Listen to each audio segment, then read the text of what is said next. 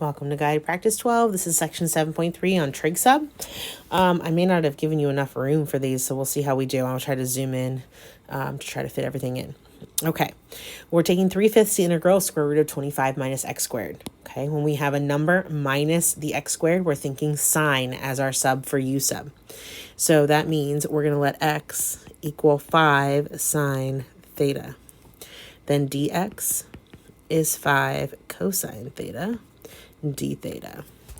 All right, so we have 3/5 the integral of square root 25 minus, when you square 5 sine theta, you get 25 sine squared theta.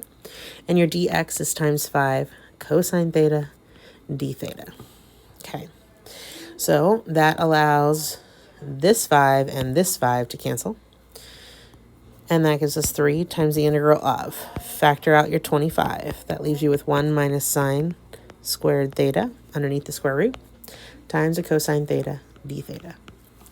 From here, you can substitute 1 minus sine squared is cosine squared. So you have 3 integral square root 25 cosine squared theta times cosine theta d theta.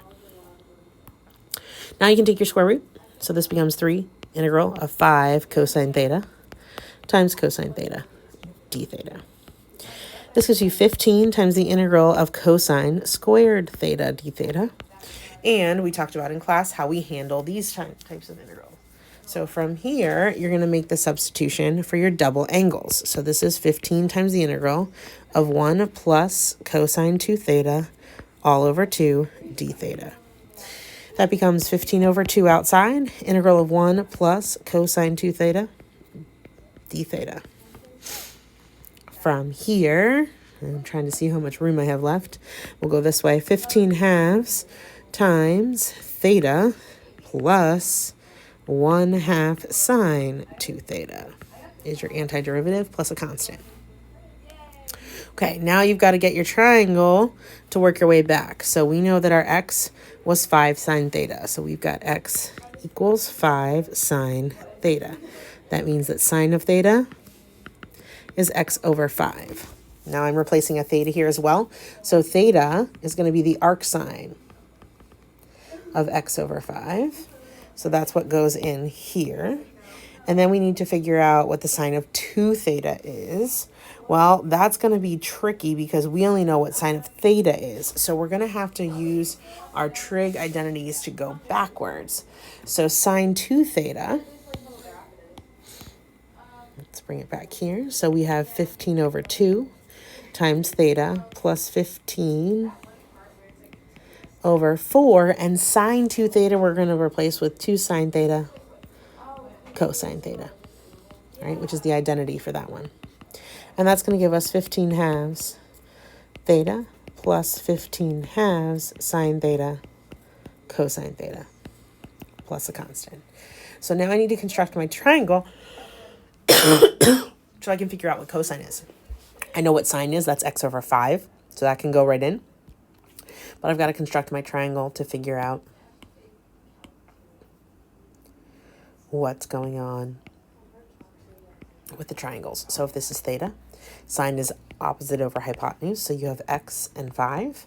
And then your side A, and so you get A is equal to the square root of 25 minus x squared, which we've done quite a few times now, right? It's not surprising that that pops back out. And then you want the cosine. So the cosine then is adjacent over hypotenuse. So in this case, the adjacent side is the square root of 25 minus x squared, and the hypotenuse is x. So we're able to plug back in here to get our final answer of 15 halves times the arcsine of x over 5 plus 15 over 2. Sine theta is x over 5.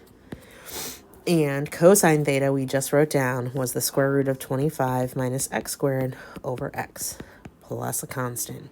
If you want to simplify that 15 over 5, you can, but I'm going to leave it just like that.